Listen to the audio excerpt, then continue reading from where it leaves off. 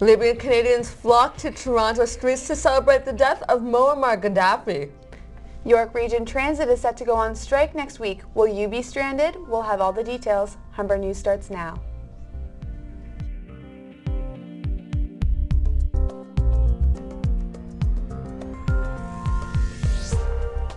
Hello, it's Friday, October 21st. Welcome to Humber News, coming to you from the Broadcast Center here at the North Campus. I'm Radha Taylor. Thanks for joining us. And I'm Reem Jazar. Ahead on our show, we'll have all your news, sports, and entertainment highlights, as well as your 5-day weather forecast. But first, Radha has our top story. Bullets were fired overnight in Etobicoke, leaving one man dead and another in hospital. Parts of the Rathburn Road and Renforth Drive area remain sealed off by police tape. Toronto police are investigating the double shooting on Monet Avenue in Etobicoke, where two men, 19 and 20, shot each other, one in the back and one in the head. Resident John Botto says his friend witnessed the shooting that happened around midnight. When he heard the gunshots, he actually hid behind that car. Okay. Because he was scared. Okay. For 5 minutes, and then he got up behind the car, and he saw a black guy running down the street. Oh, really? And he got scared, so he ran the other way. He ran into a parking enforcement officer down the street. He jumped in this car. They called 911, and at that time, the parking enforcement officer drove him home because he lives around the corner. And he got interviewed all night last night because he's kind of the witness of what happened. Homicide detectives are still investigating the double shooting.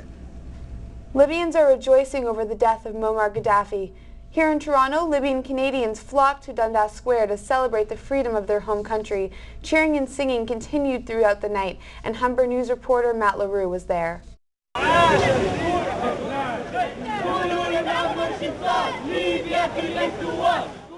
It was a jubilant scene at Yonge and Dundas Square, where an enthusiastic crowd gathered around 6 p.m. to celebrate the death of Colonel Muammar Gaddafi.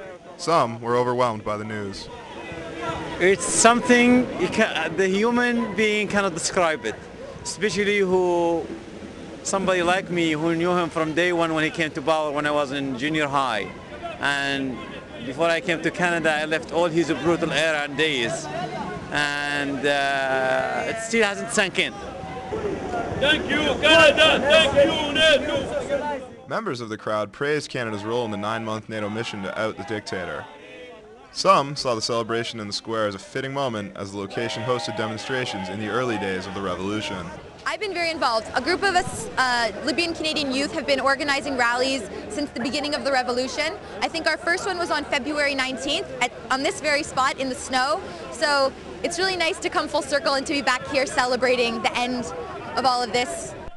What the future holds for Libya remains to be seen, but for Toronto's Libyan community, Gaddafi's downfall is a step in the right direction.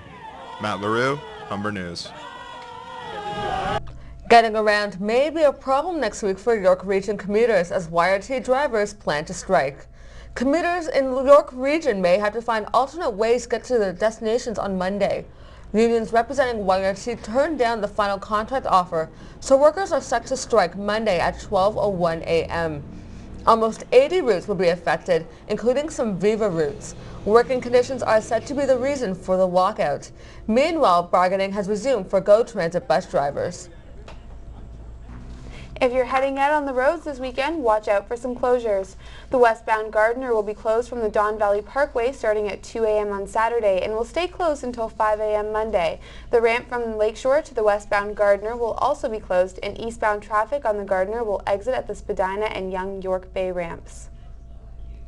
You may also want to stay away from the Humber River this weekend.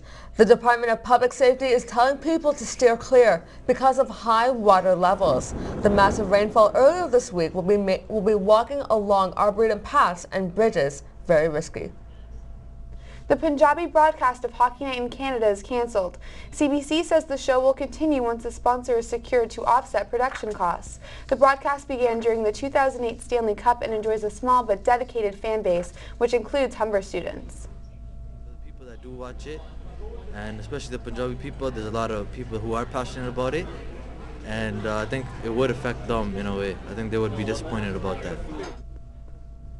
immigration has brought a lot of people to Canada, and they don't really understand the English language a lot. So they really help explain a lot about what hockey is, because hockey is a part of Canadian culture. Air Canada union members are taking their demonstrations to Ottawa today.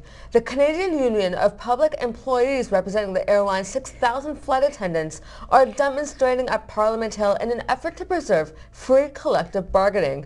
There have been a string of protests across the country after flight attendants rejected 2 tentative agreements presented this year. When we come back, we'll have more news from around the country and the world. Dino Pasalic will have the sports news, and we'll have your weather forecast with Caitlin DeCarey. The sun is starting to break through the clouds today, but don't get too excited because it's only going to last for a few days. After the break, your 5-day weather forecast.